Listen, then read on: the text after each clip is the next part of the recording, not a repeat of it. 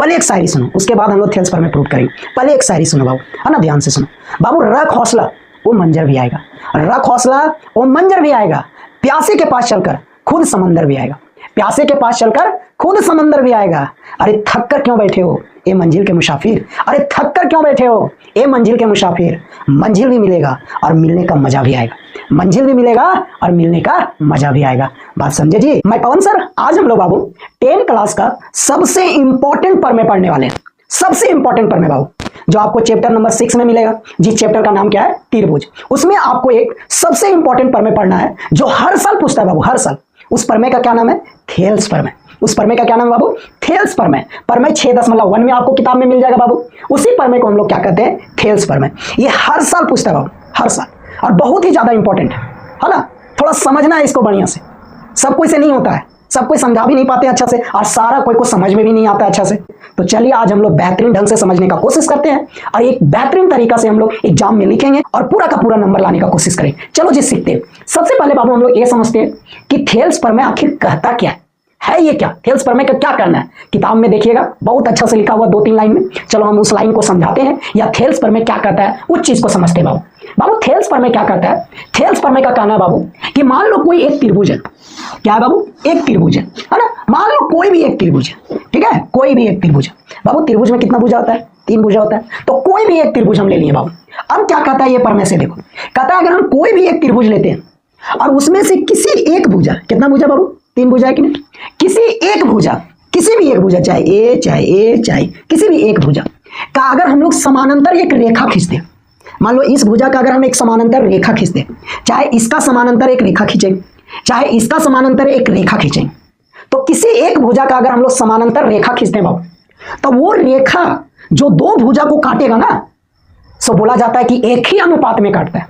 यही थेल्स परमे क्या है, फिर से सुनो। कहता है कि कोई भी त्रिभुज आप लीजिए और किसी एक भुजा का अगर हम समानांतर रेखा खींचते हैं, मान लो AB का एक हम समानांतर रेखा PQ खींचे, PQ, ये दोनों क्या माने, समानांतर। अगर हम AB का समानांतर PQ रेखा खींचते हैं तो PQ जो रेखा है ना, सो AC भुजा और BC भुजा को समान अनुपात में काटेगा। इसका मतलब हुआ AP भागा PC करेंगे और BQ भागा QC करेंगे तो दोनों का मान बराबर आना चाहिए। ये कहता है थेल्स परमे। बात समझे जी। इसी तरह मान लो अगर आप BC का समानांतर कोई रेखा खींचते हो, BC का कोई समानांतर आप रेखा खींचते हैं, मान लो ये BC का हम समानांतर रेखा खींचे, है ना, E और F हम BC का समानांतर रेखा खींचे, तो अगर EF रेखा BC भुजा का समानांतर है तो ये रेखा ये दोनों भुजाओं को कैसा अनुपात में काटेगा, एक ही अनुपात में काटेगा। एक ही अनुपात का मतलब क्या हुआ बाबू, इसका मतलब ये हुआ कि ये टुकड़ा और ये टुकड़ा का भागा, उसी तरह ये टुकड़ा और ये टुकड़ा का भागा दोनों बराबर होगा। अनुपात का मतलब होता है भागा बाबू, भागा, है ना। तो दोनों भुजाओं का कैसा अनुपात में काटता है, एक ही अनुपात में। मतलब दोनों भुजाओं का जो टुकड़ा आएगा काटने के बाद वो दोनों को भागा करेंगे तब दोनों का मान बराबर आता है। यही थेल्स परमे कहता है बाबू। बात समझे। लेकिन कब, जब किसी एक भुजा का वो रेखा समानांतर रहेगा तब, और वही रेखा जो समानांतर है किसी भुजा का, वो दोनों भुजा को जो काटता है ना, हमेशा एक ही अनुपात में काटता है। तो अगर मान लो बाबू कि कोई त्रिभुज है और इस रेखा का अगर ये रेखा समानांतर है, इस भुजा का अगर ये रेखा समानांतर आपको दिया हुआ है, तो थेल्स परमे कहता है कि ये दोनों का टुकड़ा का भागा हमेशा क्या होता है, बराबर होता है। इसको आप सिद्ध करके दिखाइए। यही है थेल्स परमे, यही आपको सिद्ध करके दिखाना है। सुने, यही आपको सिद्ध करके दिखाना है कि कोई भी एक त्रिभुज में अगर एक भुजा का हम समानांतर रेखा लेते हैं तो वो रेखा दोनों भुजाओं को एक ही अनुपात में काटेगा। मतलब मान लीजिए ये ABC है और ये E और F है, EFBC का समानांतर है, तो थेल्स परमे कहता है कि AE भागा EB, है ना, बराबर होगा AF भागा क्या चीज बाबू, FC। ये बराबर होता है। इसी को थेल्स परमे में क्या करना है बाबू, प्रूव करना है। बात समझे जी। इसी को थेल्स परमे में प्रूव करना है। तो चलिए प्रूव करते बाबू।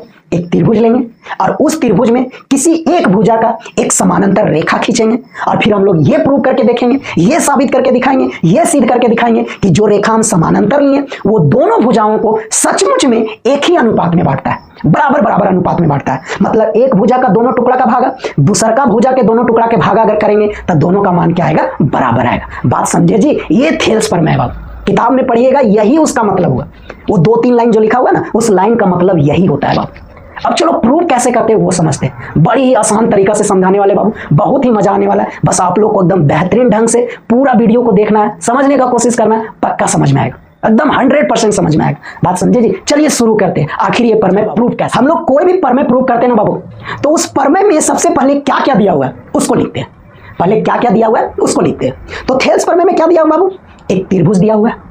क्या दिया हुआ है, एक त्रिभुज दिया हुआ है, और उस त्रिभुज में किसी एक भुजा का एक समानांतर रेखा दिया हुआ है। बस यही दो चीज दिया हुआ है, एक त्रिभुज दिया गया और उस त्रिभुज में से किसी भी एक भुजा का एक समानांतर रेखा दिया हुआ है। बात समझे जी। तो जो दिया हुआ है पहले हम लोग उसको लिखते हैं, चित्र के साथ लिखते हैं बाबू। चलिए देखिए, तो हम लोग एक त्रिभुज मान लिए बाबू ABC, जिसमें हम लोग BC भुजा का एक समानांतर रेखा मान लिए, और वो कौन सा रेखा है, EF रेखा बाबू। वही चीज हम लोग सबसे पहले लिखेंगे कि एक त्रिभुज है ABC जिसमें रेखा EF भुजा BC का क्या है, समानांतर है। पहले दिया हुआ लिखेंगे, यही दिया हुआ। अब क्या लिखेंगे, जो सिद्ध करना है, जो सिद्ध करना है वो लिखते हैं। पहले दिया हुआ, उसके बाद दूसरा नंबर में क्या लिखेंगे, सिद्ध क्या करना है। तो अगर बाबू EF BC का समानांतर है तो इसमें आपको क्या सिद्ध करना है, बताइए। इसमें आपको सिद्ध क्या करना है, सिद्ध क्या करना है, सिद्ध यही ना करना होगा बाबू, AE भागा EB बराबर AF भागा क्या चीज, FC। अरे हाँ या ना बोलो, बात समझ में आ रहा है। अगर बाबू BC भुजा का रेखा EF समानांतर है तो बताइए क्या सिद्ध करना होगा, आप ही लोग बताइए क्या सिद्ध करना होगा। बाबू जो रेखा समानांतर होता है वही रेखा ना दोनों भुजाओं को समान अनुपात में बांटता है, यही ना सिद्ध करना है थेल्स प्रमेय में। इसका मतलब हमको क्या सिद्ध करना होगा, AE भागा EB बराबर AF भागा FC। वही हम लोग लिखे भी है, यही सिद्ध करना है। तो पहले दिया हुआ, फिर आपको जो सिद्ध करना है वो लिखते हैं बाबू। अब सिद्ध क्या करना है वो लिख दिया। अब आपको अगर लग रहा है कि कुछ इसमें अपने मन से खींचना है, कोई चीज को मिलाना है, कुछ लंब डालना है, कुछ रचना करना है, तो आप वो कर सकते हैं बाबू। अगर आपको लग रहा है कि इस चित्र में या ये प्रमेय बिना कुछ खींचे, बिना कुछ मिलाए, बिना कोई भुजा लंब डाले या बिना कुछ अपने मन से रचना किए बिना अगर ये प्रमेय सिद्ध नहीं हो सकता है तो सबसे पहले रचना करो बाबू। तो सिद्ध करने के बाद अगर लग रहा है कि रचना कुछ करना पड़ेगा तो हम लोग बाबू क्या रचना करना है वो लिखेंगे। सिद्ध करने के बाद क्या रचना करना है, तो देखो बाबू थेल्स प्रमेय में रचना करना है। क्या रचना करना है बाबू, E से AF पर लंब डालना है बाबू, है ना। F से AE पर क्या करना है बाबू, लंब डालना है ना। तो मान लिए FM लंब डालना है AE पर, EN लंब डालना है किस पर बाबू, AF पर। ये आपको लंब डालना है बाबू। उसके बाद E को C से मिला देंगे बाबू और B को F से मिला देंगे बाबू, ये दोनों मिला देना है, यही रचना करना है बाबू। फिर से सुनो क्या बोले बाबू, बिंदु E से ये F पर एक लंब डालेंगे जिसका नाम EN दे दिया बाबू। आप इसको डॉट डॉट भी कर सकते हो, डॉट डॉट भी कर सकते हो। बिंदु F से AE पर लंब डालेंगे बाबू, लंब डालेंगे, इसको भी आप डॉट डॉट करके खींच सकते हो बाबू। इसका नाम दे दिए क्या चीज हम लोग, FM नाम दे दिए बाबू। बात समझ में आया। उसके बाद बिंदु B और F को मिला देंगे, बिंदु E और C को मिला देंगे बाबू। ये रचना करना पड़ता है, इस पर में प्रैक्टिस करना, थोड़ा दिमाग में बैठाना। आगे बताएंगे ऐसा रचना क्यों करना पड़ता है, ऐसा रचना करने का क्या जरूरत है बाबू। आपको बहुत ही बेहतरीन ढंग से आगे समझ में आएगा कि ऐसा रचना क्यों करना पड़ा। अगर हम ऐसा रचना करते हैं ना, बहुत जल्दी ये प्रमेय सिद्ध हो जाएगा, बड़ी आसानी से सिद्ध हो जाएगा बाबू। कुछ नहीं टेंशन लेना है, अरे आगे भी देखो ना, सारा बात समझ में आएगा। तो जो हम रचना किए उसको लिखते हैं बाबू। तो अब हम लोग रचना भी लिख लिए बाबू। अब रचना के बाद क्या लिखाएगा, है ना। सबसे पहले हम लोग क्या लिखेंगे, क्या दिया हुआ है। दूसरा में क्या लिखेंगे बाबू, सिद्ध क्या करना है। तीसरा में क्या लिखना है, रचना क्या करना है बाबू। अब क्या लिखेंगे रचना के बाद बाबू, रचना के बाद अब ये प्रमेय कैसे सिद्ध होगा वो करना है बाबू। यानी अगला स्टेप में हेडिंग डलाएगा, सिद्ध कैसे करें, या केवल सिद्ध हेडिंग डालेंगे। उसके बाद ये प्रमेय को कैसे आप सिद्ध करोगे, क्या क्या नियम लगाओगे, क्या क्या कॉन्सेप्ट लगाओगे, क्या क्या फॉर्मूला सूत्र लगाओगे, वो आपको लगा करके प्रमेय को सिद्ध कर देना बाबू। जो आपको सिद्ध में लिखे हो वो आपको ला करके अंतिम में दिखा देना बाबू। तो चलिए रचना के बाद हम लोग क्या करेंगे, सिद्ध का हेडिंग डालेंगे और उसके बाद अपना दिमाग लगाना शुरू करेंगे। और जो आपको सिद्ध करना है एकदम हल करते करते, कॉन्सेप्ट लगाते लगाते, फॉर्मूला सूत्र लगा करके आपको अंतिम में ए लाइन ला करके दिखा देना बाबू। जैसे ये लाइन आएगा ये प्रमेय अपने आप क्या हो जाएगा, सिद्ध हो जाएगा। तो चलिए अब सिद्ध कैसे करना है वो सीखते हैं बाबू। क्या क्या दिमाग लगेगा, क्या क्या नियम लगेगा, क्या क्या कॉन्सेप्ट लगेगा, क्या क्या सूत्र लगेगा, या क्या लगेगा, कैसे सिद्ध होगा, वो चलो हम लोग समझते हैं बाबू। बहुत बढ़िया से समझना है, बहुत प्यार से वीडियो को देखना है बाबू, बहुत ही मजा आने वाला है। लिखना कैसे है सब आपको लिख करके दिखाया जा रहा है, समझाया भी जा रहा है, इसी तरह आपको लिखना है बाबू। प्रैक्टिस कर लोगे 3-4 बार दिमाग में बैठ जाएगा बाबू। थोड़ा सा रचना वाला दिमाग में बैठा लेना, अभी आपको आगे समझ में आएगा कि ऐसा आखिर रचना क्यों किया गया। बात समझे। तो रचना के बाद हम लोग क्या हेडिंग डालेंगे, सिद्ध का हेडिंग डालेंगे, सिद्ध का हेडिंग डालेंगे। और सिद्ध का हेडिंग डालने के बाद नियम लगाना शुरू करेंगे और एकदम जो सिद्ध करना है वो ला करके दिखाएंगे बाबू। चलिए शुरू करते हैं बाबू। प्रमेय को सिद्ध करने से पहले कुछ बात को हम लोग समझ लेते हैं बाबू। पहले कुछ बात को हम आपको याद दिलाते हैं, समझाते हैं। चलो समझो बाबू, है ना, ये प्रमेय में नहीं लिखना है, ये आपको समझाने के लिए हम बता रहे हैं। पहले याद करवा रहे हैं, उसके बाद प्रमेय को सिद्ध करेंगे। चलो पहले याद करते बाबू। क्या याद करते? आप समकोण त्रिभुज पढ़े होंगे, समकोण त्रिभुज पढ़े कि नहीं? समकोण त्रिभुज का क्षेत्रफल का सूत्र आप क्या पढ़े? समकोण त्रिभुज का क्षेत्रफल का सूत्र आप पढ़े बाबू 1/2 गुना आधार, आधार यहाँ कौन है बाबू? BC, गुना आप क्या पढ़े हो? ऊंचाई बाबू। पढ़े हो कि नहीं? हाँ या ना बोलो। अगर कोई समकोण त्रिभुज रहता है तो उसका क्षेत्रफल का सूत्र आप क्या पढ़े हो? 1/2 आधार गुना ऊंचाई। पढ़े हो कि नहीं? हाँ या ना बोलो। पढ़े हो बाबू। अब आओ बाबू, समकोण त्रिभुज से ही संबंधित कुछ अन्य त्रिभुज का क्षेत्रफल निकालने के लिए सीखते हैं, बड़ी मजा आएगा। चलो पहले इसको समझते हैं, बड़ी प्यार से समझना बाबू। मान लो आपको एक त्रिभुज दिया गया है जो समकोण त्रिभुज नहीं है बाबू, जो समकोण त्रिभुज नहीं है बाबू, ये समकोण त्रिभुज नहीं है, किस कोई भी कोण 90 डिग्री नहीं, लेकिन इस त्रिभुज में बाबू ये शीर्ष से BC भुजा पर एक लंब डाला गया बाबू, एक लंब डाला गया, और वो लंब का क्या नाम है? AD। अब अगर आपको ABC त्रिभुज का क्षेत्रफल पूछा जाए, ABC त्रिभुज का क्षेत्रफल, ABC त्रिभुज समकोण त्रिभुज नहीं है बाबू, बस एक इसमें क्या है, AD जो है से भुजा BC पर लंब है ना, केवल आपको लंब पता है, और ये BC कौन समकोण त्रिभुज नहीं है, बस आपको इस त्रिभुज में एक लंब पता है। अब आपको इस त्रिभुज का अगर क्षेत्रफल पूछा जाए बाबू, ABC त्रिभुज का क्षेत्रफल पूछा जाए, जानते हो इस त्रिभुज का क्षेत्रफल क्या होगा बाबू? इस त्रिभुज का भी क्षेत्रफल 1/2 आधार गुना ऊंचाई होगा, 1/2 आधार गुना ऊंचाई होगा। यहां आधार का काम कौन करेगा जानते हो? BC, और ऊंचाई का काम कौन करेगा जानते हो? AD करेगा बाबू, AD। बात समझ रहे हो? यही सूत्र से ये पूरा त्रिभुज का क्षेत्रफल निकल जाएगा बाबू। तो अगर कोई भी त्रिभुज हो, अगर उसमें ऊंचाई अगर आपको पता हो, तो उस त्रिभुज का भी क्षेत्रफल 1/2 गुना आधार गुना ऊंचाई से ही निकलेगा। जिस भुजा पर लंब रहेगा ना उसको आधार मानेंगे, और जो लंब रहेगा, जो ऊंचाई का काम करेगा, उसी को ऊंचाई मानेंगे बाबू। और फिर ये फॉर्मूला लगा करके पूरे त्रिभुज का क्षेत्रफल निकाल लेंगे। बात पल्ला पड़ रहा है? चलो और देखो बाबू, मान लो एक त्रिभुज ऐसा बाबू, एक त्रिभुज ऐसा, बड़ी प्यार से समझो, एक त्रिभुज ऐसा देख लीजिए, ये भी समकोण त्रिभुज नहीं है बाबू, ये भी समकोण त्रिभुज नहीं। अब आपको त्रिभुज ABC का क्षेत्रफल पूछ रहा है, कैसे निकालोगे? समकोण त्रिभुज नहीं है, लेकिन बाबू इस त्रिभुज में शीर्ष B को बढ़ा करके शीर्ष A से लंब डाला गया बाबू, लंब डाला गया। देखो B को बढ़ाया गया और शीर्ष A से D पर लंब डाला गया बाबू, देखो लंब डाला गया। बात समझ रहे हो? तो अगर कोई त्रिभुज का ऊंचाई बाहर से पता हो, या उस त्रिभुज में लंब बाहर से भी क्यों ना डाला गया हो, कोई एक भुजा को बढ़ा करके, तो भी इस त्रिभुज का क्षेत्रफल 1/2 गुना आधार गुना ऊंचाई से ही निकलेगा। बात समझ रहे हो? आधार का काम कौन करेगा? जिस भुजा पर लंब डाला गया, जिसको बढ़ा करके जिस पर लंब डाला गया, तो जो पहले से आपको भुजा है, यानी जो ओरिजिनल भुजा है, वही आधार का काम करेगा बाबू। और ऊंचाई कौन करेगा? जो ऊंचाई आपको डाला गया है बाबू, जो ऊंचाई खींचा गया, चाहे अंदर से चाहे बाहर से। तो इस त्रिभुज का क्षेत्रफल यही फार्मूला से निकलेगा, 1/2 आधार, आधार यहाँ कौन होगा बाबू? BC। ऊंचाई, ऊंचाई यहाँ कौन सा होगा बाबू? AD। अरे बात पल्ला पड़ा? हाँ या ना बोलो, बात पल्ला पड़ा? तो बाबू ऐसा नहीं है कि समकोण त्रिभुज का ही क्षेत्रफल 1/2 गुना आधार गुना ऊंचाई होता है बाबू। इस तरह का भी कहीं त्रिभुज मिला, उस त्रिभुज में अंदर से लंब हो चाहे बाहर से लंब हो, कोई एक भुजा बढ़ा करके लंब हो, तो भी वो दोनों त्रिभुज का क्षेत्रफल 1/2 गुना आधार गुना ऊंचाई से ही निकलता है बाबू। और यही कॉन्सेप्ट इस प्रमेय में लगने वाला, यही कॉन्सेप्ट इस प्रमेय में लगने वाला। और अगर इस कॉन्सेप्ट को आप समझ गए, इस कॉन्सेप्ट को आप याद कर लिए, तो आप बहुत बढ़िया से इस प्रमेय को सिद्ध कर लोगे। बात समझे? इसलिए हम आपको पहले ये सारा चीज समझा ली, क्योंकि ये कॉन्सेप्ट यहां लगने वाला है बाबू। उम्मीद करते हैं आप लोग जानते भी होंगे, हम केवल याद करा दिए यार। मान लो इस तरह से भी त्रिभुज हो, इस तरह से कहीं है ना, इसको बढ़ा करके यहां से लंब डाला गया बाबू।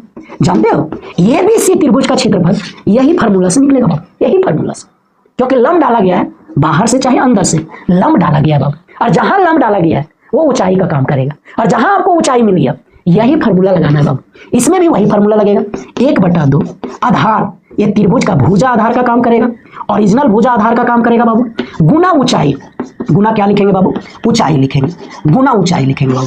बात समझ रहे हो? यहाँ सी भी बाबू, सी। बात समझ रहे हो? समझ गए? अब चलिए प्रमेय को सिद्ध करते हैं। ये आपको हम अलग से समझाएं, ये पहले समझा रहे थे, अब आइए हम लोग प्रमेय में चलते हैं। रचना के बाद सिद्ध करते हैं, और उसके बाद चलिए अभी सिद्ध कैसे करते हैं वो दिखते हैं, वो अभी हम लोग देखते हैं बड़ी प्यार से। और आसानी से जो सिद्ध करना है ना, दोनों भुजाओं का अनुपात अभी हम लोग बराबर ले आएंगे बाबू। चलो शुरू करते हैं। चलिए देखिए कैसे सिद्ध करते हैं बाबू। सबसे पहले आप देखो यहाँ एक त्रिभुज नजर आ रहा होगा, AEF नजर आ रहा है कि नहीं? हाँ या ना बोलो, नजर आ रहा है बाबू। इस त्रिभुज में AEF में देखिए तो FM लंब का काम कर रहा है, हाँ या ना बोलो, ये लंब का काम कर रहा है कि नहीं? और अगर ये लंब का काम कर रहा है तो ये ऊंचाई हो जाएगा बाबू, ऊंचाई हो जाएगा। और बताओ ए ई क्या हो जाएगा, आधार हो जाएगा कि नहीं? हाँ या ना बोलो। फिर से देखो बाबू, एक त्रिभुज है ए ई एफ, इस त्रिभुज में आप देखिए एफ एम अंदर से लंब है कि नहीं, ये लंब है। और अगर ये लंब है तो एम एफ का चीज का काम करेगा, ऊंचाई का काम करेगा। हाँ या ना बोलिए, ऊंचाई का काम करेगा। तो आप बोल सकते हो त्रिभुज ए ई एफ का क्षेत्रफल बराबर 1/2 आधार, आधार ए ई गुना ऊंचाई, गुना ऊंचाई में बोलिए एम एफ होगा कि नहीं, एम एफ होगा कि नहीं? हाँ या ना बोलो, होगा बाबू। चलो उसी को लिखते हैं, लिख लिए त्रिभुज ए ई एफ का क्षेत्रफल वही 1/2 आधार गुना ऊंचाई होगा। आधार का काम कौन कर रहा है, ए ई, और ऊंचाई का काम कौन कर रहा है, एम एफ। इस लाइन को समझिए बाबू। अब आप दूसरा त्रिभुज को देखते हैं। देखो बाबू ये त्रिभुज फिर नजर आ रहा है कि नहीं? हाँ या ना बोलो, नजर आ रहा है। अभी हम लोग इधर वाला दोनों त्रिभुज ले रहे हैं बाबू, इधर से हम ऊंचाई लिए। कोई सोच रहा है सर इधर से भी तो ऊंचाई है। जब हम लोग इधर से लेंगे ना दोनों त्रिभुज, तब हम लोग ये ऊंचाई लेंगे बाबू। अभी हम इधर से 2 त्रिभुज ले रहे हैं, इसलिए ये ऊंचाई लिए। अब देखो दूसरा त्रिभुज में बाबू ई एफ बी को आप ध्यान से देखो, ई एफ बी को आप ध्यान से देखो, ई एफ बी को देखिए बाबू। ई एफ बी में देखिए बाहर से लंब है बाबू, हाँ या ना बोलो, बाहर से लंब है। ई को अगर बढ़ा दिए तो देखिए तो एम एफ लंब का काम कर रहा है कि नहीं बाबू? हाँ या ना बोलो। तो बाबू त्रिभुज ई एफ बी में भी आपको लंब पता चल गया बाबू, लंब। तो बताइए ये ऊंचाई का काम कर रहा है कि नहीं? और ये ओरिजिनल भुजा जो त्रिभुज का भुजा ये आधार का काम कर रहा है कि नहीं? हाँ या ना बोलो, अभी समझाए थे। तो बता बाबू, अगर हम ई एफ बी का क्षेत्रफल निकालें तो इसका भी सूत्र क्या होगा, 1/2 आधार, आधार कौन होगा बाबू, ए बी। ऊंचाई, ऊंचाई कौन होगा बाबू, एम एफ होगा कि नहीं? हाँ या ना बोलो, एम एफ होगा ना। चलो इसको लिखते हैं बाबू, लिख लिए, लिख लिए ना। त्रिभुज ई एफ बी का क्षेत्रफल क्या लिखेंगे बाबू, 1/2 आधार, आधार कौन होगा, ई बी, गुना ऊंचाई कौन होगा, एम एफ।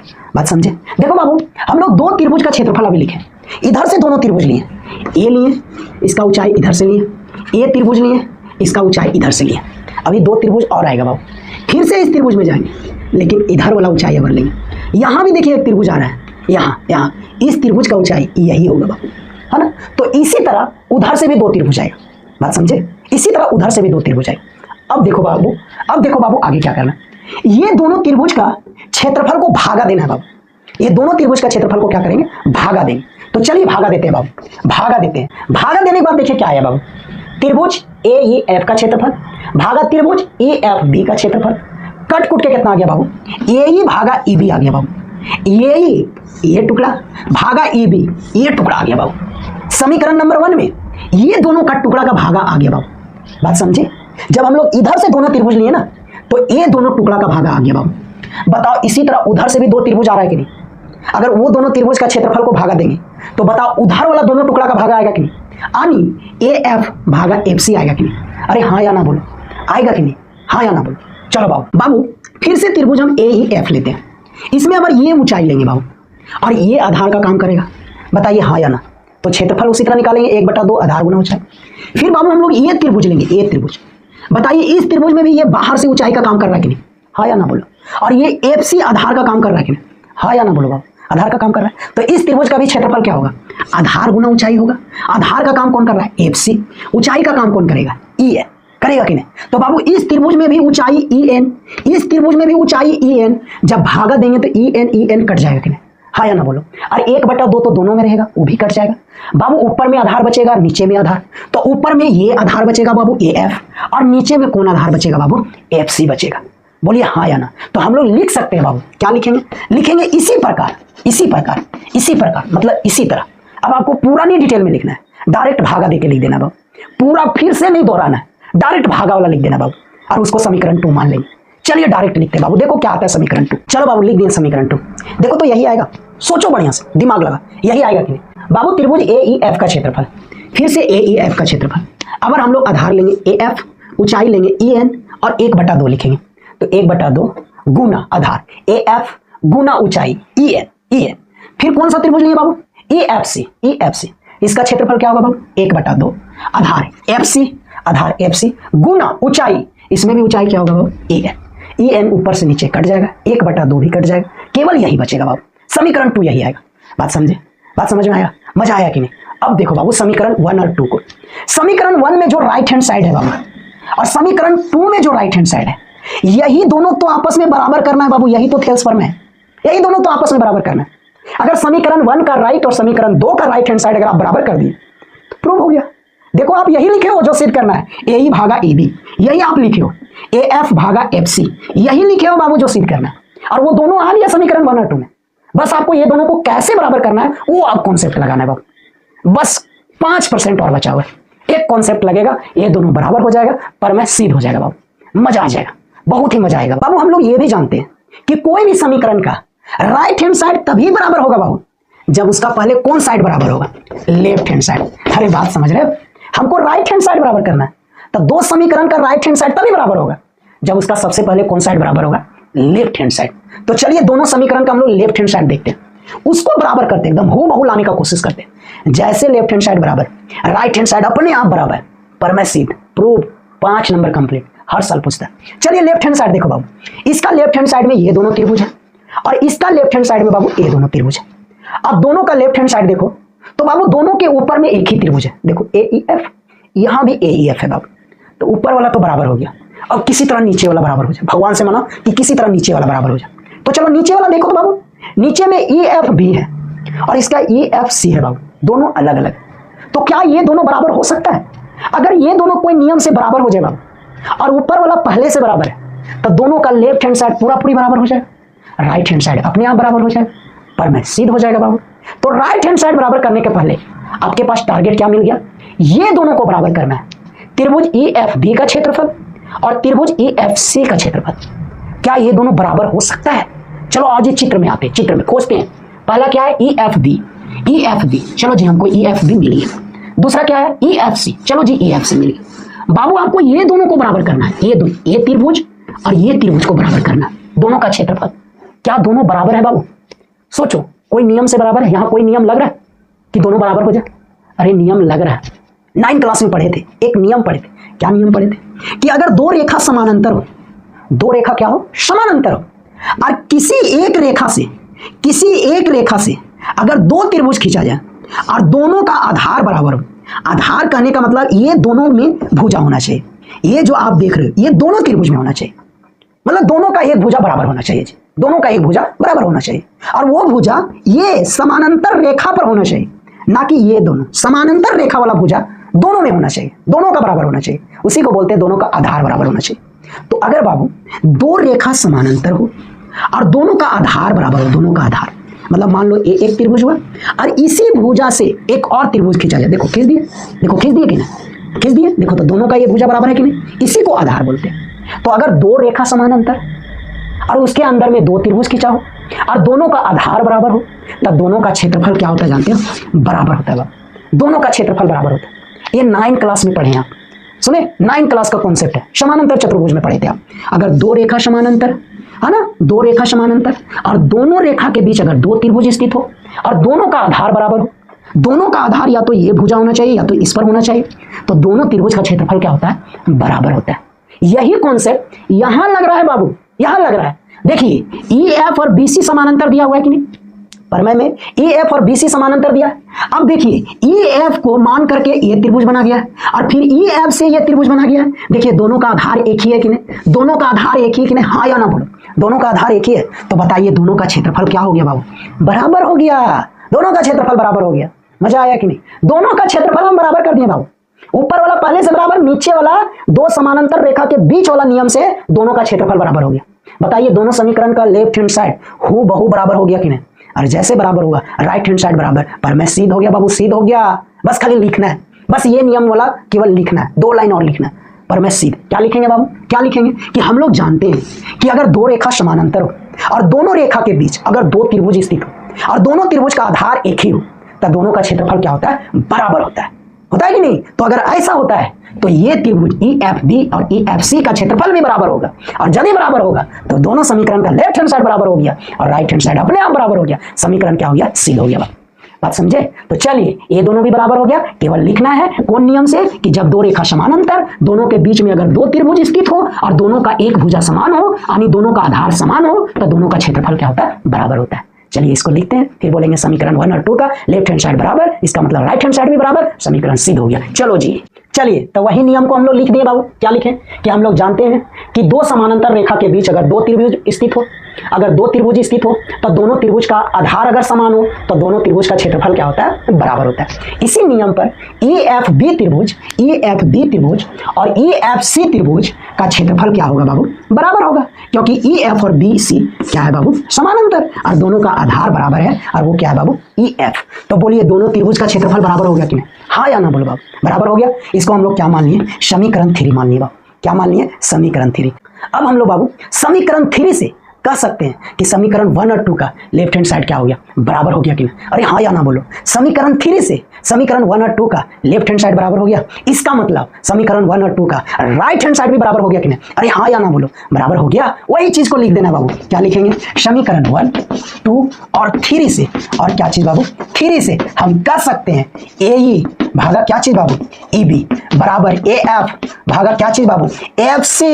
प्रूव हो गया बाबू, प्रूव, यही है थेल्स थ्योरम, प्रूव हो गया बाबू। बात समझ में आया, क्या लिखेंगे बाबू, समीकरण 1 और 2 का 3 से लेफ्ट हैंड साइड बराबर होगा कि नहीं, इसका मतलब 1 और 2 का राइट हैंड साइड भी बराबर हो जाएगा। तो वही चीज को हम लोग लिखेंगे बाबू, समीकरण 1, 2 और 3 से समीकरण 1 और 2 का राइट हैंड साइड क्या हो गया, बराबर हो गया। इसका मतलब थेल्स थ्योरम में प्रूव हो गया। बात समझे बाबू, ऐसे लिखना है, ऐसे बनाना है, इतना सारा कॉन्सेप्ट लगाना है बाबू। हम उम्मीद करते हैं बहुत ही बढ़िया से समझ में आया होगा, बहुत ही मजा आएगा बाबू। बेहतरीन ढंग से देखना, समझने का कोशिश करना, बड़ी ही मजा आएगा बाबू। बात समझे।